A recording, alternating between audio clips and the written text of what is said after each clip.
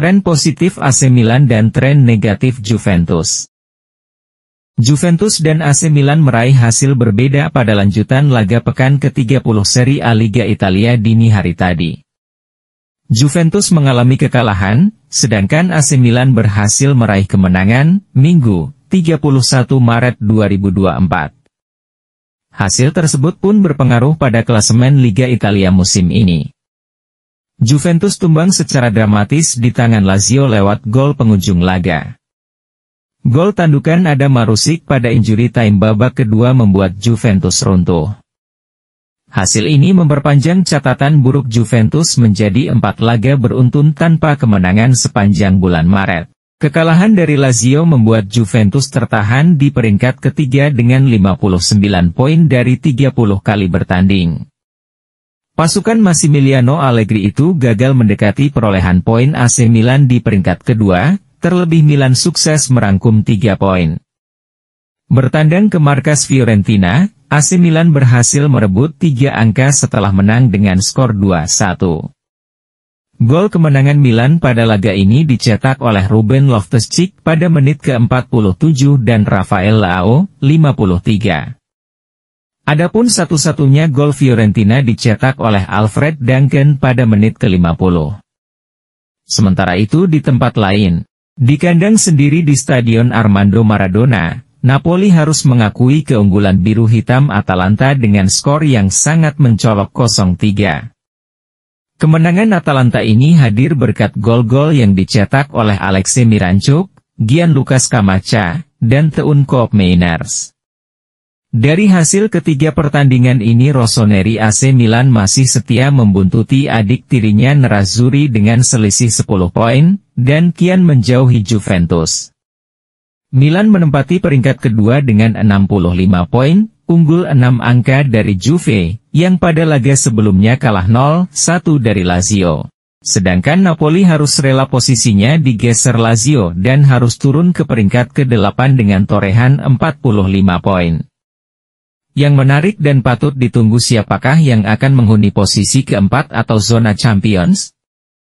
Karena Bologna, AS Roma dan Atalanta saling bersaing ketat untuk merebut 1 tiket sisa itu.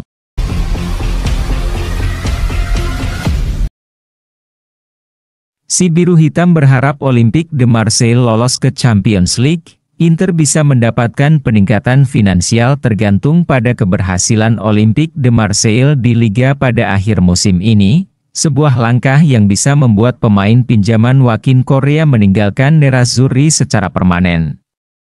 Correa meninggalkan Inter ke Marseille dengan status pinjaman selama 1 musim menjelang akhir jendela transfer musim panas pada Agustus 2023, dengan biaya pinjam sebesar 2 juta euro untuk tim Prancis tersebut, meskipun Correa hanya tampil dalam 10 dari kemungkinan 26 pertandingan Ligue 1 musim ini, Marseille wajib membeli pemain Argentina itu langsung jika mereka menyelesaikan musim ini di 4 besar.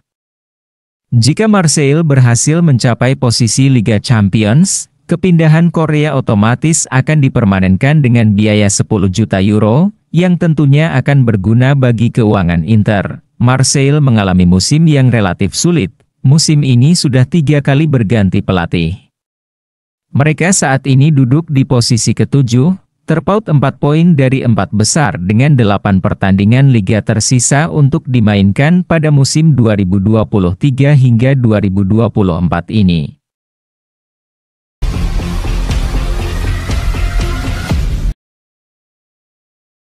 Berbagai opsi masa depan Charbonny di Nerazzurri, Valentin Charbonny terlihat sebagai talenta menarik dalam debutnya di Argentina dan penyerang milik Inter ini memiliki 3 kemungkinan jalur di jendela transfer musim panas mendatang. Pemain berusia 19 tahun itu hanya tampil 9 menit dalam debutnya untuk tim senior Albiceleste. Masuk dari bangku cadangan untuk menggantikan Angel Di Maria pada menit ke-82 dalam pertandingan persahabatan melawan Costa Rica. Meski hanya punya waktu kurang dari 10 menit untuk tampil, remaja tersebut berhasil membuat heboh Argentina, Inter meminjamkan Charbonny ke Monza musim panas lalu dan dia menunjukkan sejumlah hal positif dalam skuad Raffaele Palladino. Mencetak 2 gol dan memberikan 4 assist dalam 818 menit aksi dalam 22 pertandingan, termasuk gol telat saat melawan Juventus pada bulan Desember. Gazzetta dello Sport merinci bagaimana Inter semakin terkesan dengan pertumbuhan Charbonny dan tidak ingin kehilangan kendali atas masa depannya. Sangat ingin melihatnya berseragam nerazzurri suatu hari nanti. Pemain berusia 19 tahun itu akan kembali bergabung dengan kamp pelatihan pramusim Simone Inzaghi di musim panas nanti, di mana klub akan memutuskan mana dari 3 jalur yang terbaik untuk talenta Argentina tersebut. Yang pertama bisa membuatnya dipinjamkan lagi musim depan, dengan rencananya adalah mencari klub yang lebih kompetitif daripada Monza untuk membantu perkembangannya. Yang kedua bisa membuatnya dijual ke klub baru dengan klausul pembelian kembali, mungkin sebagai bagian dari kesepakatan lain dan desas-desusnya sebagai bagian dari kesepakatan Albert Gudmundsson dari Genoa, mempertahankan pembelian kembali sehingga memungkinkan Inter untuk membawanya kembali kapanpun mereka mau. Terakhir, nerazzurri bisa saja memutuskan untuk mempertahankan Charbonny di tim utama untuk musim depan, di mana ia akan dihadapkan pada kenyataan di tim senior dan tekanan yang datang dari permainan level atas.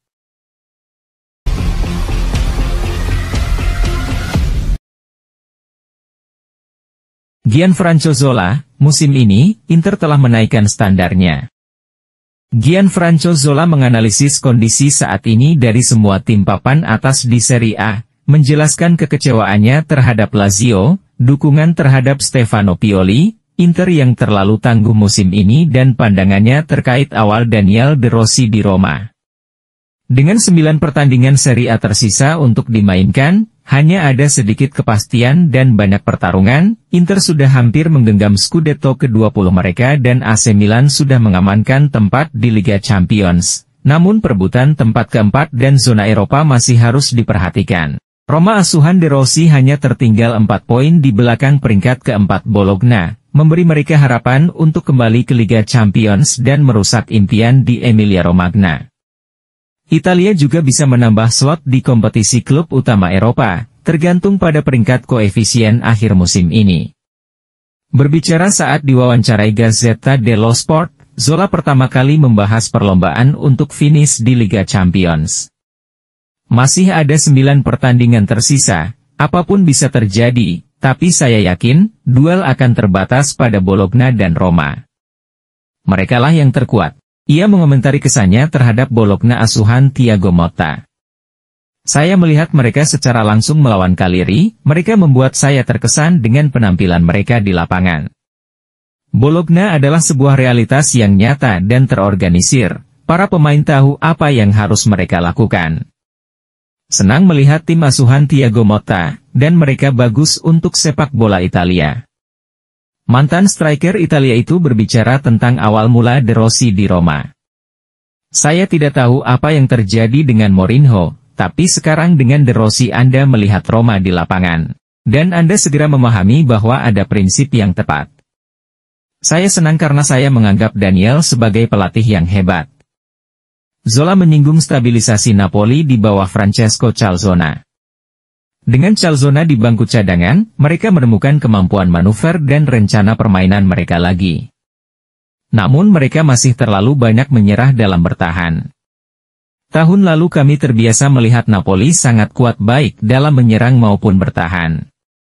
Sekarang, tidak terlalu banyak. Ia menggarisbawahi kekecewaannya terhadap Lazio musim ini. Kecewa. Saya berharap lebih setelah eksploitasi tahun lalu. Masalahnya adalah jika Anda menjual seseorang seperti Milinkovic-Savic dan tidak menggantikannya, Anda pasti akan menghadapi kekecewaan. Milinkovic-Savic menjamin permainan dan gol. Sekarang mari kita lihat dengan Tudor di bangku cadangan, itu akan memakan waktu dan para penggemar harus bersabar, ini akan menjadi perubahan yang radikal. Zola membahas kesenjangan antara pemimpin Liga Inter dan klub papan atas lainnya. Kesenjangannya sebenarnya cukup besar. Musim ini, Inter telah menaikkan standarnya dan saya rasa mereka tidak berniat menurunkannya, dalam artian mereka tidak akan menjual pemain terbaiknya. Tim terorganisir dengan baik, dan klub juga berada pada level tinggi. Terserah kepada tim lain, Milan, Juventus, Roma, untuk meningkatkan standarnya. Dia ditanya apakah dia akan mempertahankan Massimiliano Allegri di Juventus. Terserah manajemen untuk memutuskan. Seseorang boleh saja mengkritik Allegri, namun yang kita bicarakan adalah seorang pelatih yang sudah berada di puncak selama beberapa waktu. Itu tidak boleh dilupakan. Zola mengharapkan Milan mengamankan finish kedua mereka. Iya, mereka ada di sana karena prestasi. Mereka punya pemain-pemain bagus, terutama saya memikirkan Loftus-Cheek dan Pulisic yang datang dari Chelsea. Mereka dapat mempertahankan posisi kedua dan kemudian mereka akan berpikir untuk memperkuat diri mereka sendiri. Terakhir, Zola menggarisbawahi dukungannya kepada pelatih Rossoneri Pioli. Saya tidak akan ragu jika saya menjadi manajer Rossoneri. Pioli memenangkan Scudetto dengan memimpin tim yang bukan favorit dan bukan yang terbaik. Saya tidak mengerti kritik yang menghujaninya. Milan mengalami beberapa pasang surut, tapi itu normal.